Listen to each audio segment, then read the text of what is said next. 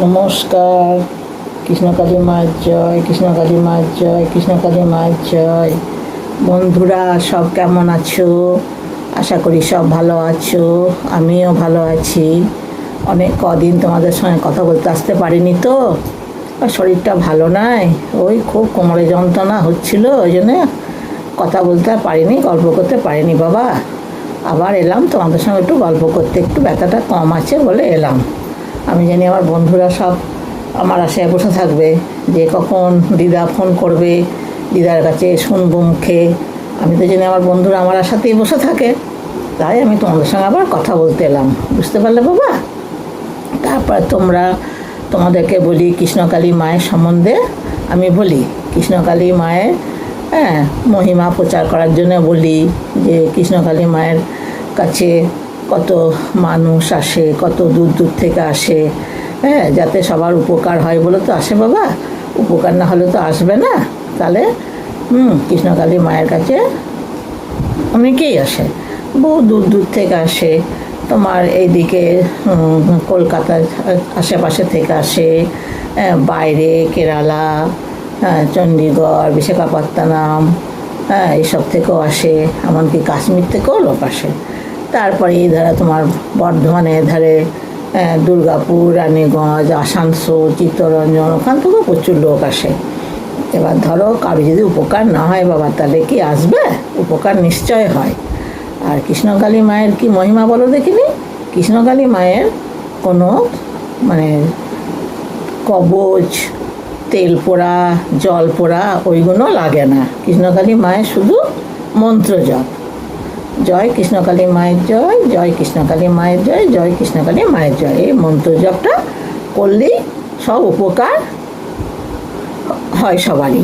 বুঝতে পেরেছো তো? এবার ধরো সবাই তো আর আসবে বলে আসতে পারে না। কাছে পিঠে থাকলে তারা যদিও আসতে পারে, আমিও তো কাছে, আমি কি আর যেতে পারি? আমি বয়স্ক মানুষ, ধরো আমি তো আর যেতে পারি না বাবা সব সময়। এবার যখন সুযোগ সুবিধা হয়, তারপর আমার মেয়ে জামাই তো বাইরে থাকে, ছুটি ছাটাতে আসে, তখন আমাকে নিয়ে যায় পুজো কিনে দেয়, পুজো কিনে আবার চলে আসি। এবার ধরো বাসে করে, ট্রেনে করে যারা দূর দূর থেকে আসে, তাহলে বাসে করে, ট্রেনে করে এলো, দিয়ে আবার টোটো করে মন্দিরের সামনেতে এলো। মন্দিরের সামনে এলে ধরো আর তোমাকে হাঁটতে হবে না, তুমি টোটো করে নেমে অল্প একটু তো হেঁটে মায়ের কাছে আসতে পারো। মায়ের কাছে এসে লাইন দেওয়ার সিস্টেম আছে, লাইন দিয়ে পুজো দিলে সিস্টেম খুব ভালো। এবার মঙ্গলা মা যিনি মায়ের সেবা করেন, বা উনি মায়ের কন্যা, কৃষ্ণকালী মায়ের কন্যা, মঙ্গলা মা কন্যা, আবার সেবাও করেন। উনি বলেন যে না, লাইন একটাই হবে। লাইন কেন দুটো হবে? লাইন দুটো হতে চলবে না। যার পয়সা আছে তার লাইন হবে না, যার পয়সা না তার লাইন হবে, সেটা হবে না। যার পয়সা আছে তারও লাইন হবে, যার নাই তারও লাইন হবে। আমি সবাইকে লাইন দিয়েই দেখব। মায়ের ব্যবহার খুব ভালো, মঙ্গলা মায়ের ব্যবহার খুব ভালো। মঙ্গলা মা সবার সঙ্গে হেসে খেলে কথা বলেন, আর সব সময় হাসি মুখে থাকেন, কোনো সময় উনি বেজার বিরক্ত হন না। তা তোমরা একবার এসে দেখবে যে সত্যি কথা মঙ্গলা মা কীরকম মানুষ। তারপরে কি বলো তো, ওখানে মঙ্গলা মায়ের ওখানে কৃষ্ণকালী মা যে আছেন, ওনার হচ্ছে জবা ফুল খাওয়ার নিয়ম আছে। কোনো রোগবালাই হলো, কোনো বিপদ আপদ হলো, ওখানে কী বলো তো, মায়ের জবা ফুল খেতে হয়। তুমি গাছ থেকেও, তোমার ঘরে গাছ থাকলে গাছ থেকেও তুলতে পারো। তুমি ধরো গাছ না থাকলে কিনে আনলে, কিনে এনে ওই ধুয়ে চিবিয়ে খেলে, সকালবেলা বাসি কাপড় কেচে তারপরে খেতে হয়। চিবিয়ে খেলে, আর না হলে ধরো যারা চিবিয়ে খেতে পারে না, তারা ওইটাকে জলে ভিজিয়ে দেবে, ভিজিয়ে দিয়ে তারপরে জলটা খাবে। দিয়ে তখন ভাববে যে তাহলে ফুলের কুঁড়িটা কোথায় ফেলবো? তখন ফুলের কুঁড়িটা তোমরা যেখানে তোমাদের ঘরের ইষ্ট দেবতার পুজো করো, সেখানেও তো তোমাদের ফুল বেলপাতা ফেলো, সেইখানে তোমরা ফুল বেলপাতা ফেলো, সেইখানেই ফেলে দেবে, যাতে কোনো নোংরা জায়গা না হয়, পা না লাগে, থুতু না লাগে, ওইসব জায়গায় ফেলে দেবে। কেমন বন্ধুরা? তারপরে বন্ধুরা শোনো, আর একটা কথা বলি। আসল নিজের মনে ভক্তি, যদি মনের মধ্যে ভক্তি থাকে যে না আবার মায়ের কাছে যাব, তাহলে দেখবে অবশ্যই মা টানাবে, মা অবশ্যই টানাবে। হ্যাঁ, ভক্তি থাকলে কেন টানাবে না? একবার ঠিক তোমরা আসতে পারবে মায়ের ইচ্ছা থাকলে। তারপরে যখন তোমরা ধরো জবা ফুলটা খাচ্ছ, তখন তার আগে তোমার যে মনস্কামনা থাকে সেই মনস্কামনাটা করে তুমি ওইটা খেয়ে আবার মাকে মনে মনে বললে, মা আমার এটা এই কারণে খেলাম, কি এটা হলো, আমি তোমার কাছে যাব, পুজো দেবো, আমার যেমন ক্ষমতা আমি তোমাকে দেবো।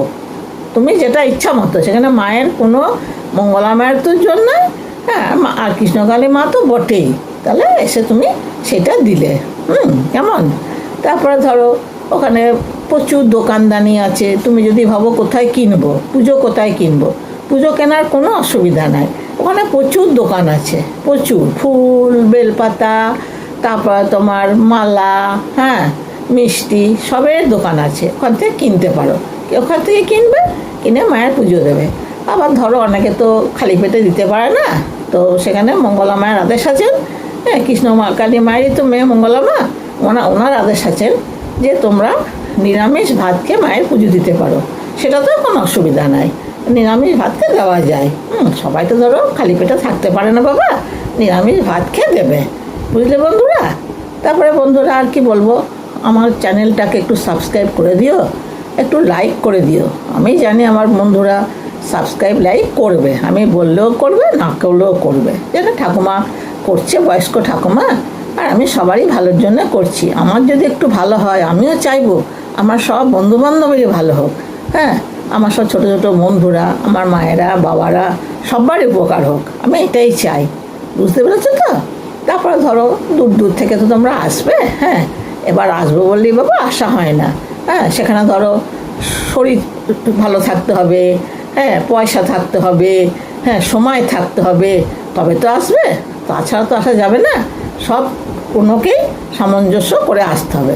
এবার সংসারটাকেও দেখতে হবে, কৃষ্ণকালী মায়ের কাছেও আসতে হবে। ওইটাকে ম্যানেজ করে একবার এদিকে আসবে বাবা, কেমন? তারপরে তোমরা, হ্যাঁ, আমি জানি আমার বন্ধুরা তো খুবই কৃষ্ণকালী মায়ের সবাই ভক্ত, আমিও ভক্ত। তোমরা ভক্ত বলি আমি তোমাদের কাছে একটু কথা বলতে এলাম, যে আমার বন্ধুদের কাছে একটু কথা বলি। হ্যাঁ, বন্ধুরা খুবই ভালোবাসে আমাকে, হ্যাঁ, তোমরা আমাকে কমেন্ট করো, হ্যাঁ, কেউ মাসিমা, ঠাকুমা, দিদা বলো, হ্যাঁ, আমার খুব ভালো লাগে, খুব ভালো লাগে আমার, যে আমাকে তোমরা কত সম্মান করো, ভক্তি করো, হ্যাঁ, আমার মনটা খুব আনন্দ হয়। তাতে তোমরা আমাকে যেটাই বলো তাতেই আনন্দ বাবা, বুঝতে পেরেছো তো? হ্যাঁ, ঠিক আছে বাবা, তাহলে আমি আবার তোমার পরে আবার যখন, আমি তো সবসময় যেতে পারি না, আবার যখন যাব কোনো কিছু খবর পাবো, আমি আবার তোমাদেরকে বলবো, কেমন? হ্যাঁ, তোমরা ভালো থেকো, হ্যাঁ, টাটা, রাখছি, হ্যাঁ।